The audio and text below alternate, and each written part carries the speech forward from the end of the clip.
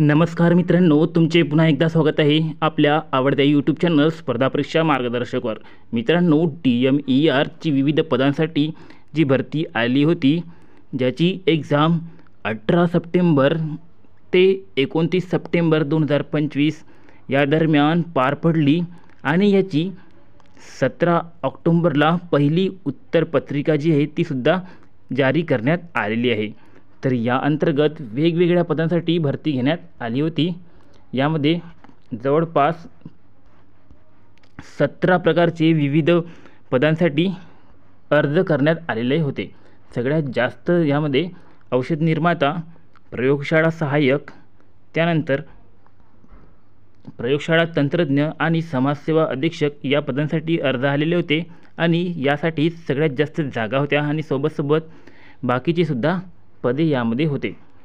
तर आता पहिली आन्सर की आल्यानंतर ज्यांना पण चांगले मार्क येत आहे त्यांच्यासाठी एक महत्त्वाची माहिती जी आहे ती या व्हिडिओमध्ये आपल्याला मिळणार आहे.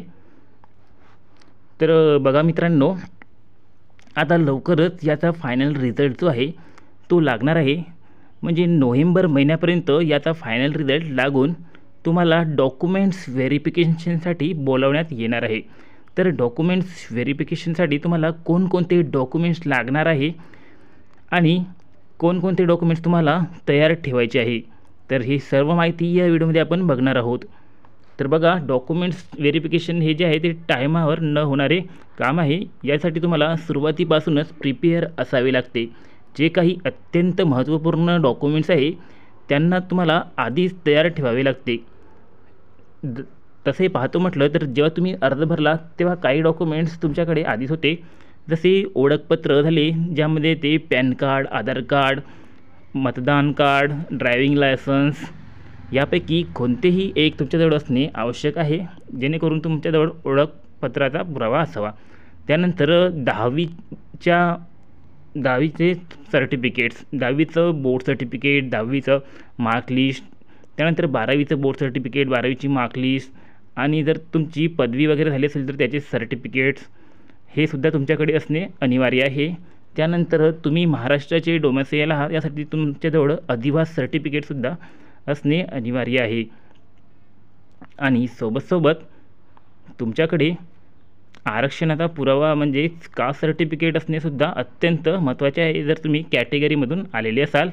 आणि जर तुम्ही OBC कॅटेगरीमधून असाल आणि तुम्हाला नॉन क्रिमिलेअरच्या अंतर्गत तुम्ही येत असेल तर तुम्हाला नॉन क्रिमिलेअर सर्टिफिकेटसुद्धा तुमच्याजवळ असणे अत्यंत महत्त्वाचे आहे. आणि एक गोष्ट तुम्हाला त्या ठिकाणी लक्ष द्यावी लागेल की NCL जे आहे, नॉन क्रिमिलेअर जे आहे, त्याची डेट जी आहे ती नमूद केलेल्या डेटच्या अंतर्गत असावी, ते एक्सपायर झालेली नसावी. कारण की एका सर्टिफिकेटने जर तुमची सिलेक्शन जर राहून गेले तर तुम्हाला यापेक्षा जास्त पश्चाताप कुठेच होणार नाही. त्यामुळे त्याची तुम्ही काळजी घ्या आणि व्हॅलिड सर्टिफिकेट तुमच्याजवळ तयार ठेवा. आणि सोबत कास्ट व्हॅलिडिटीसुद्धा अत्यंत आवश्यक आहे तुमच्याकडे. तर हे प्रायमरी सर्टिफिकेट तुमच्याकडे असणे अत्यंत आवश्यक आहे. आणि या ठिकाणी काही असे पदे आहे, तांत्रिक पदे आहे, जसे फार्मसिस्ट झाले, त्यानंतर प्रयोगशाळा तंत्रज्ञ झाले, समाजसेवा अधीक्षक झाले. या ठिकाणी तुम्हाला अनुभव किंवा त्या डिपार्टमेंटचे रजिस्ट्रेशनचे सर्टिफिकेटसुद्धा तुमच्याजवळ असणे अत्यंत आवश्यक आहे.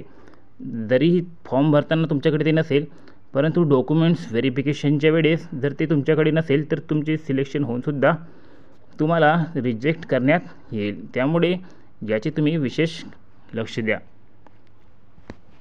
आणि प्रत्येक सर्टिफिकेटचा तुमच्याकडे कमीत कमी 2 ते 3 संच तयार करून ठेवा, जेणेकरून जेव्हा डॉक्युमेंट्स व्हेरिफिकेशनची वेळ येईल तेव्हा ऐन वेळेवर तुम्हाला हालचाल करावी लागणार नाही. आणि सोबत तुम्ही फॉर्म भरताना जो फोटोग्राफ दिला होता त्याचेसुद्धा 10 ते 15 फोटोग्राफ तुमच्याजवळ तयार ठेवा. आणि तुम्ही ज्या प्रकारची साईन केली होती त्याच प्रकारची साईन तुम्हाला जेव्हा डॉक्युमेंट्स व्हेरिफिकेशन होते तेव्हा तुम्हाला करता आली पाहिजे. नाहीतर त्या ठिकाणी तुमचे KYC जी आहे ती जर फेल झाली तर तुम्हाला डॉक्युमेंट्स व्हेरिफिकेशनसाठी पुढच्या प्रोसेससाठी तुम्हाला कन्सिडर केले जाणार नाही. तुम्हाला माझा एक अनुभव सांगतो. जेव्हा मी शिपाई भरतीच्या डॉक्युमेंट्स व्हेरिफिकेशनसाठी गेलेलो होतो, तर तेव्हा त्यांनी सांगितले की 2-3 मुले असे आले की ज्यांचे KYC जे आहे ते कोणत्यातरी कारणास्तव पूर्ण झालेले नाही, त्यामुळे त्यांना तिथे येऊनसुद्धा रिजेक्ट करण्यात आले आणि वापस पाठवण्यात आले होते. आणि काही सर्टिफिकेट असे आहे जे अनुभव वगैरे असतात ते ज्यांनी नमूद केलेले आहेत त्यांच्याचकडून घेण्यात आलेले असावे. एकदा झाले असे होते की